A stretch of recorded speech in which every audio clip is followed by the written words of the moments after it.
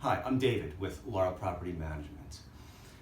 I want to share some information with you today for those of you that may self-manage your own properties or those of you that work with other property managers. We speak with hundreds of people every year that manage their own properties or have rental properties, and we often find that there's many issues that the non-professionals experience, and when we speak with them, they're things that are easily answered, but still we like to highlight them in these sorts of videos to show it to other people. One of those issues are, how do you enforce all of the terms on the lease? And it sounds like a very simple thing, because when you think about it, a lease is essentially just a contract between you and someone else. Think of a bank. If you went to the bank and if you applied for a loan, and if you were late on that loan, the bank wouldn't say, "It's okay, David, you're a little bit late on your loan payment this month. We're not going to tack on any fees. There's not going to be added extra penalties." Nothing at all like that. Oh, no.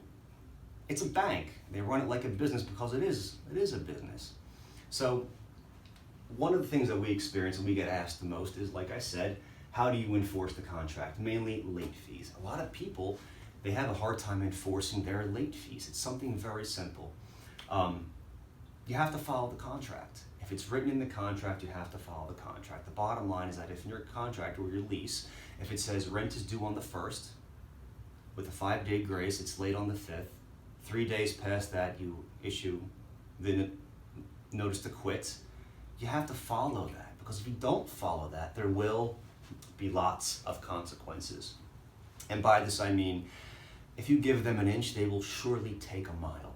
So it starts with rent being late. You don't add on fees.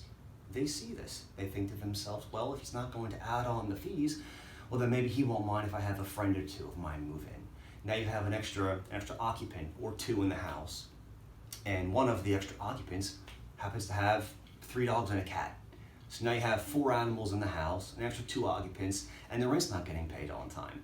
This is, of course, a very extreme example of what can go wrong, but the logic is that you have to follow the contract, you have to enforce your lease, and you always have to apply late fees, not because you want to make an extra $30, $40, $50 a month, but because it sets the precedent of what's going to happen after that, everything that follows. If you break the lease, there will and must be a consequence for that.